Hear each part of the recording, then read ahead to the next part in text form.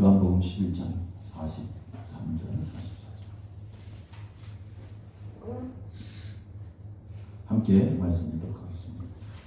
이 말씀을 하시고 큰 소리로 나사로야 나오라 부르시니 죽은 자가 수족을 배로 동인 채로 나오는데 그 얼굴은 수건에 쌓였다. 예수께서 이르시되 풀어 놓아 다니게 하라 하시니라. 아멘.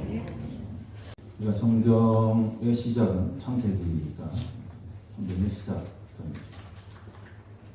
창세기를 이렇게 쫙 피면 위대한 선언이 나오죠. 그래서 창세기의 선언은 바로 하나님이 천지를 창조하신 겁니다. 그래서 하나님께서 천지를 창조하셨다라는 위대한 선언으로 말씀이 시작되고, 그러한 위대한 선언은 하나님은 천지의 주인이심과 동시에 하늘 땅의 주가 되신, 그래서 하늘 땅의 모든 것을, 모든 권세를 가지신 분이다 라는 것을 선언하고 또 선포하며 말씀이 시작됩니다. 우리가 하나님의 이 말씀 성경을 다 읽어 나갈 때 그것이 이제 기초가 되는 거예요. 그것이 기초가 돼서 그것을 믿고, 하나님이 온 땅을 창조하신 분이다. 그래서 하나님의 그 창조주 위대한 선포를 믿음으로 그때부터 말씀이 시작되는 거예요. 그리고 그 말씀을 읽어 나가기 시작하죠. 그 말씀을 기초로 그 말씀을 믿고 시작하는 것이 믿음의 세계입니다.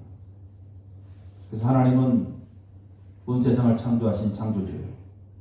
또 그 세계 속에 존재하는 나도 하나님께서 창조하시고, 내 인생도 하나님이 책임져 주시고 이끄시고 돌보신다는 것. 할렐루야. 이것이 이제 믿음의 세계죠. 이것을 믿지 못하면 이 성경은 믿을 수가 없고 우리의 삶 자체에 믿음도 존재할 수가 없어요. 이러한 위대한 선언이 선포되어져야만이 그때부터 하나님의 말씀이 읽어지기 시작하고 믿어지기 시작합니다. 그래서 하나님의 말씀은 단순히 인간의 언어가 아니죠. 온 천지를 창조하신 하나님의 언어는 온 천지를 움직이는 언어죠. 온 세상을 움직이는 언어입니다. 단순히 그냥 우리가 이야기하는 사람의 소리가 아니죠. 그래서 하나님의 이 말씀, 하나님의 위대한 선포는 온 천지를 움직이는 위대한 능력이요 힘이다. 그래서 하나님의 말씀이 들려지는 곳에, 하나님의 말씀이 선포되는 곳에는 생동감이 넘치고, 하나님의 말씀이 울려지는 곳에는 파장이 일고, 그래서 말씀을 듣는 자가 그 영혼이 쪼개지고 골수가 쪼개지고, 그래서 살아있는 사람뿐만 아니라 하나님의 말씀이 선포될 때에 죽은 자도 하나님의 말씀 앞에서 반응하는 것입니다. 죽은 나사로에게 오늘 주님께서 말씀하십니다. 죽은 자에게 말씀하시는 거예요. 산 자가 아니라 죽은 자에게. 나사로야 나오라. 죽은 자는 예수님의 그 위대한 선포에 그 죽음을 이기고 무덤에서 걸어 나오기 시작합니다. 이러한 하나님의 말씀은 여러분 예나 지금이나 다르잖아요. 옛날에 예수님 때나 이 하나님의 말씀이지 지금은 하나님의 말씀은 우리하고는 상관없습니다. 그래요? 하나님의 말씀은 옛날에는 그렇게 죽은 자도 살리고 병자도 고치고 능력의 말씀이었는데 지금 내가 사는 이 시대에는 전혀 그 말씀이 적용되지 않습니다. 그래요? 그렇잖아요. 그래서 많은 사람들이 말씀에 의심을 하죠. 근데 여러분, 하나님의 말씀은 2000년 전이나, 아니 이 성경이 쓰여졌을 그 당시나 지금이나 변함없이 능력으로 나타납니다. 그래서 말씀을 온전히 믿는 사람들은 지금도 많은 사람들이 하나님의 말씀을 통해서 변화를 받고, 많은 사람들이 하나님의 말씀을 통해서 능력을 받고, 많은 사람들이 하나님의 말씀을 듣고 말씀을 믿고 살면서 기적을 경험하는 거예요. 그런데 똑같은 말씀이 강단에서 선포되어져도 전혀 삶 속에 기적도 일어나지 않고 반응도 없고 능력도 없고 아무런 대답이 없는, 그냥 대답 없는 인생들이 있어. 말씀에. 왜 그럴까요? 히브리서 4장 2절 말씀 우리 한번 같이 읽어봐요. 히브리서 4장 2절 시작. 그들과 같이 우리도 복음 전함을 받은 자냐 받은 바 그 말씀이 우리에게 유익하지 못한 것은 듣는 자가 믿음과 결부시키지. 듣는 자가 어떻게 한다고요? 믿음과 믿지 않는 거예요. 말씀을 들어도 믿지 않기 때문에 기적이 안 일어나는 거예요. 말씀이 죽은 것이 아니라 믿음과 결부시키지 않기 때문에 아무 유익이 없는 거예요. 아무 유익이.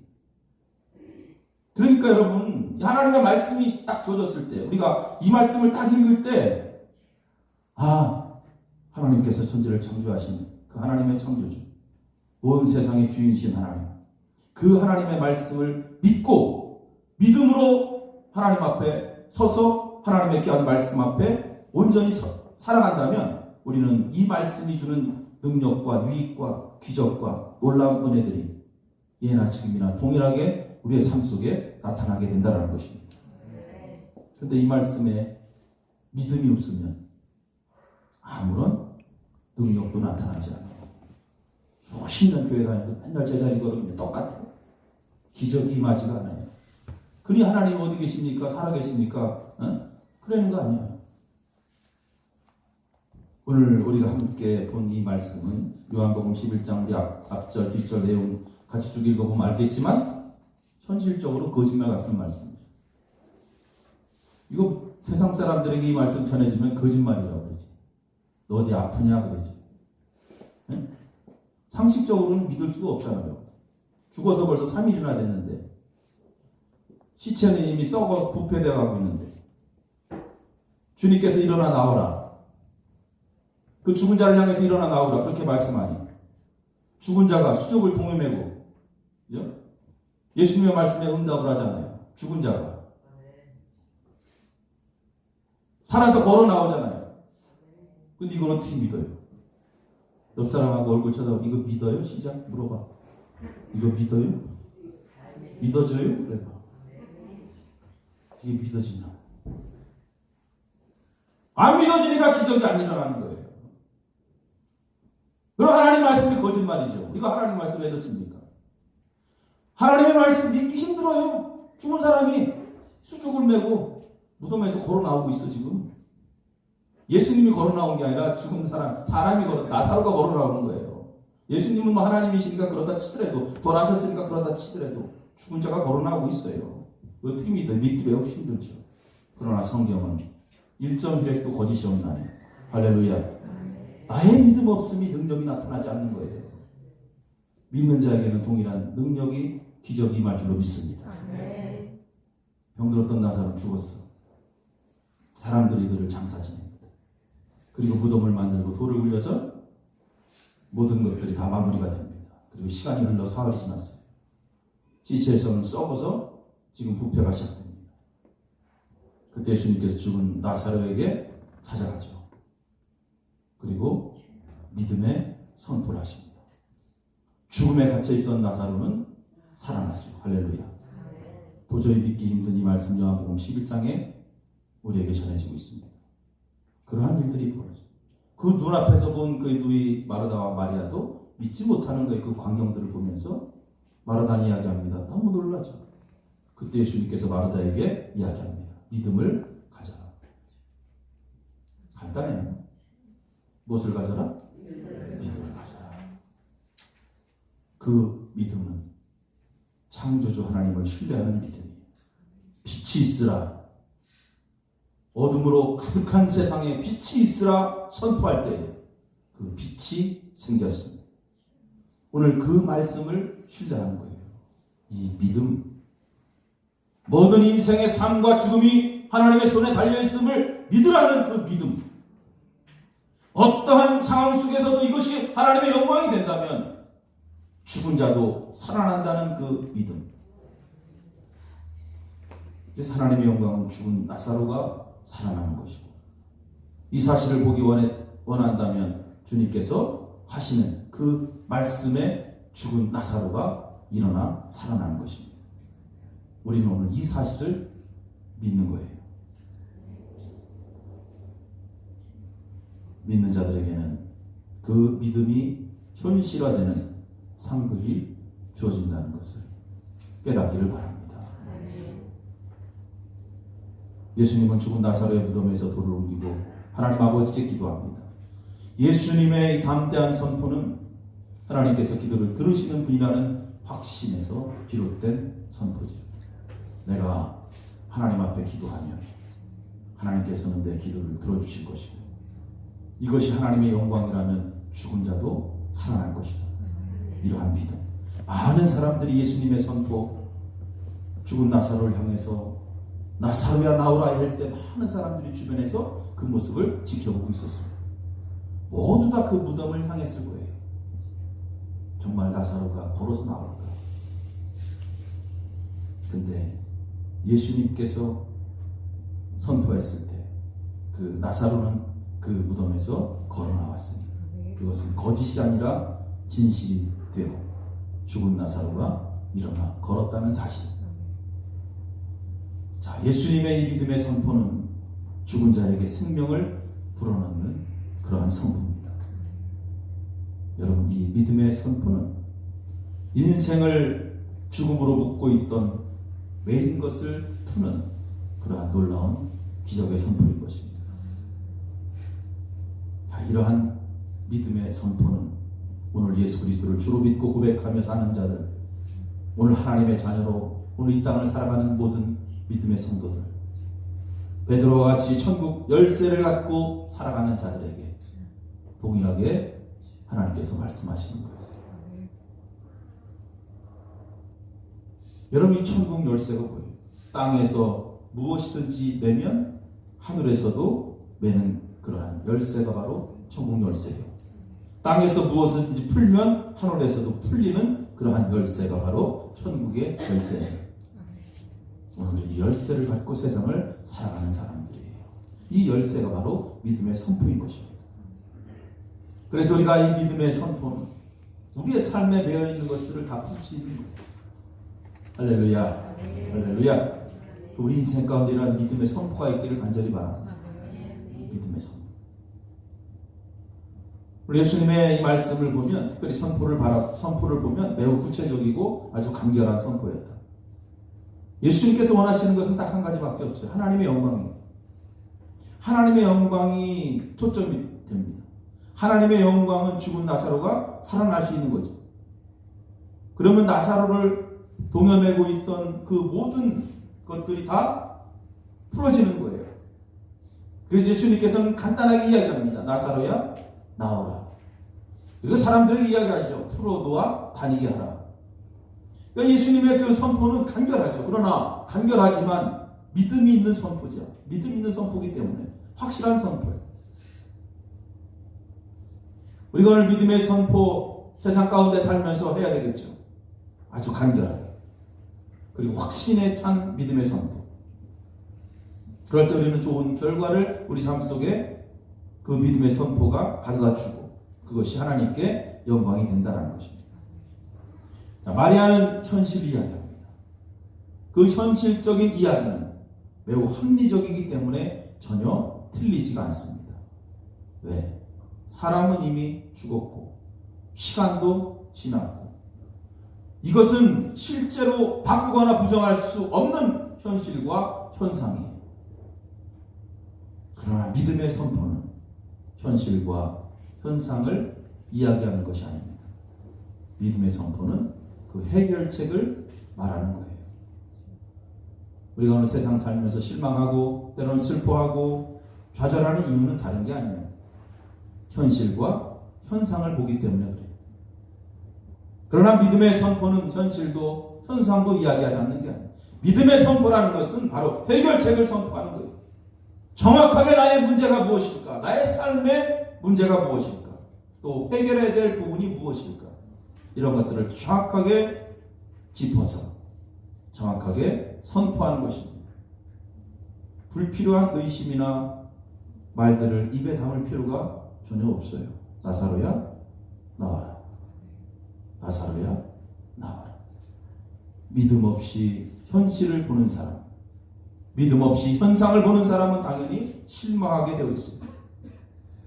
그런데 그러한 실망은 점점 우리가 안고 있는 문제들을 키울 뿐이죠. 우리에게는 도움이 되지 않습니다.